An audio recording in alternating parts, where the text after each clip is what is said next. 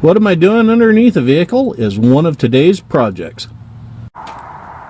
Zoomy, the farm's pickup, is going to get an oil change today.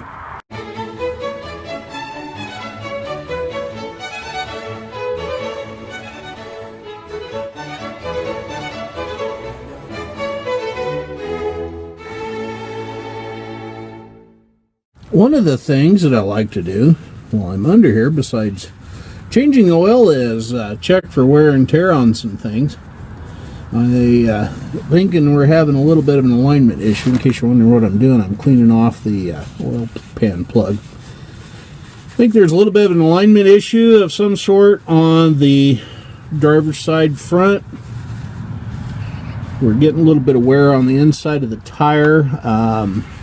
Unfortunately, the outfit I was getting tires from, I went in for one of my 5,000 mile tire rotations, one of the free ones, and they told me they were too busy and they had 3 guys standing around not doing anything.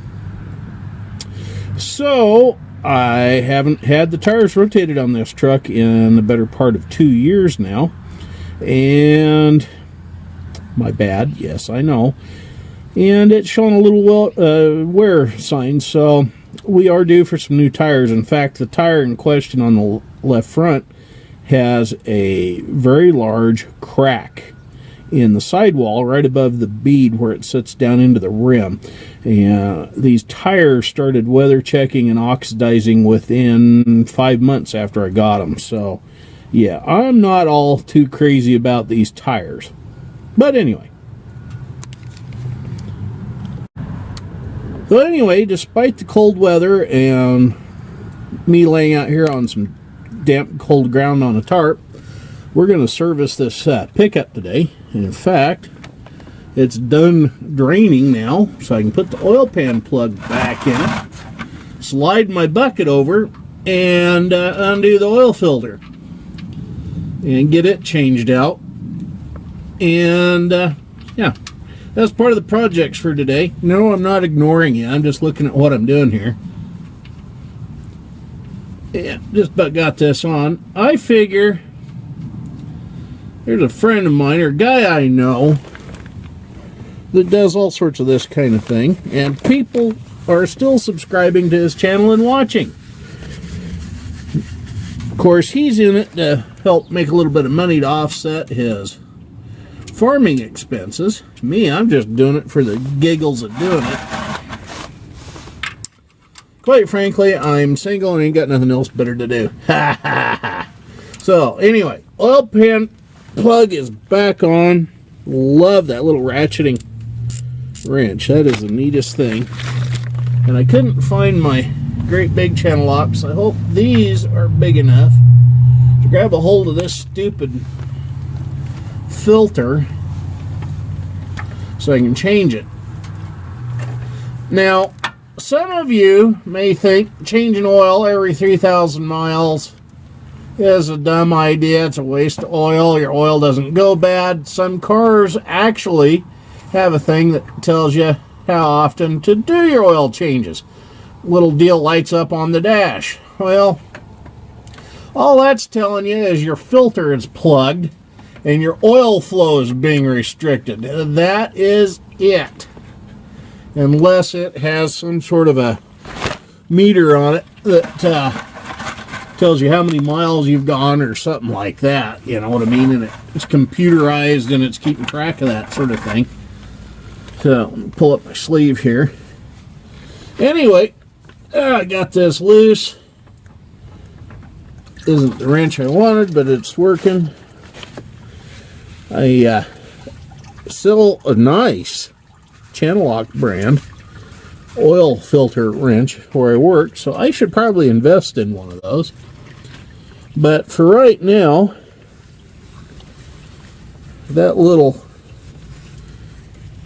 wrench seems to be doing just fine. Now, I'm not going to go into what brand of oil is the best. A lot of you know I used to work for an oil lubricants company. Used to. Thank goodness I'm out of that nightmare. I spent 16 years dealing with that. And, yeah. First couple of years were okay. Oops, sorry, I got the paper towel on your road. Yeah, I use a lot of paper towel when I'm doing this. Yeah, so I'm not going to tell you what type of oil to use or you should be using. The one thing I will tell you, though, is that orange filter you just saw me pull off of here, it is not a filter. It is a Baldwin. You couldn't get me to use a oil filter unless I was in dire emergency out in the middle of Timbuktu, and that was the only thing I could get my hands on. Yeah, absolute junk. If you've watched any kind of auto mechanic stuff at all on YouTube or wherever here lately, you will see people that have cut those things apart and they're cardboard on the inside. Absolute junk. So, yeah, I'm using something that's a little bit better. Or at least I think they're a little bit better. But like I said, I'm not going to ever tell you what brand of oil you should be using or whatever. Some vehicles call for a full synthetic oil to be used or partial synthetic. You know, that's fine and wonderful, but these guys that are buying full synthetic oil because they can go 3 times as far on an oil change, what they aren't realizing is they're breaking even because this filter on here, because of the price of the synthetic oil. If you do the numbers, it works out almost the same as changing your oil every 3,000 to 5,000 miles, depending on, sorry about the paper towel again, depending on what your mileage is.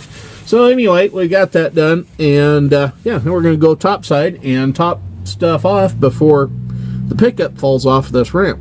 There's almost 200,000 miles on this Ford Ranger, and dumb thing isn't using any oil. It has had, no, it hasn't even had a tune-up on it once in its life, and it's still percolating right along doing its thing. So proper maintenance, I think, is key. So yeah, anyway,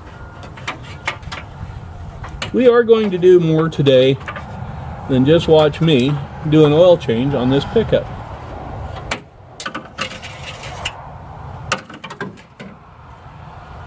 Maybe. Yep. It may look like heck on the outside, but I do clean out the inside before I put it in and dump any oil in it. Now I'm trying something a little different today. I've been running Sinclair motor oil in this thing for years. I'm finally out of my Sinclair.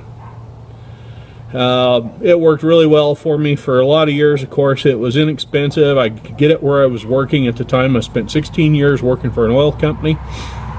So, you know, synthetics have their place. This particular vehicle doesn't call for it, but I got a bottle of Motorcraft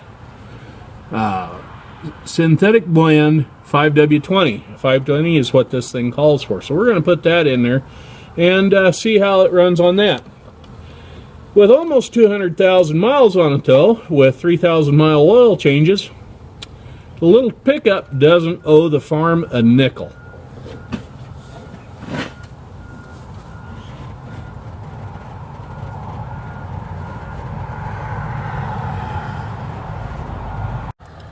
One of the other projects that we have been discussing here at the farm is what to do with a foundation of an old house that was left here at the farm.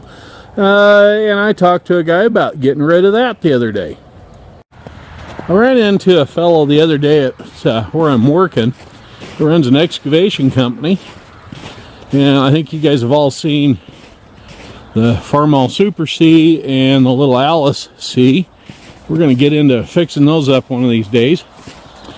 But what we've got in the works for this spring is that thing there and all of those bushes, including that great big thing. Now I tell you what, that thing has got to be 12 foot tall, 10 or 12 foot tall. I can walk into that and hide in there and nobody'd ever see me. Anyway, what we're going to do is we're going to get rid of these bushes that are right here.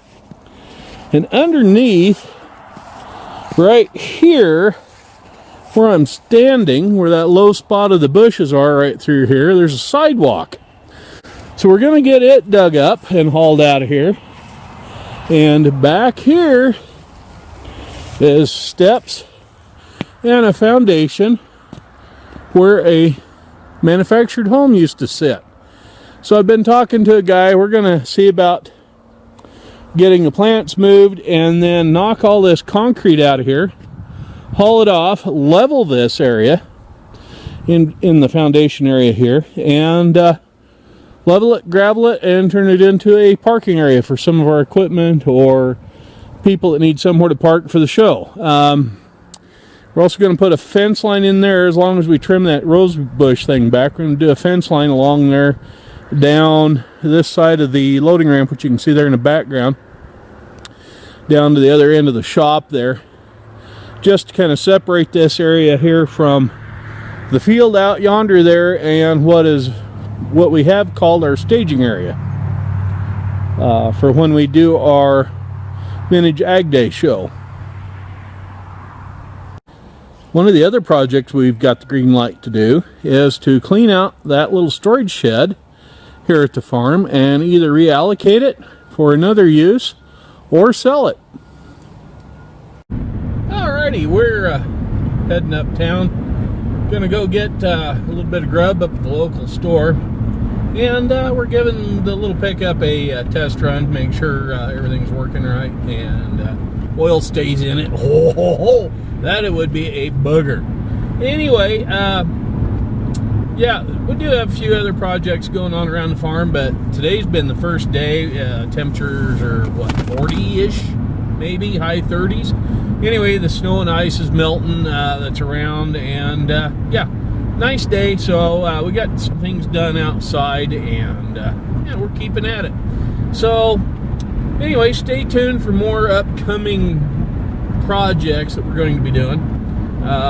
Still have a big thing coming up first part of March, so that's going to depend on what we do for the rest of the year, but things are looking positive and looking good, so on we go.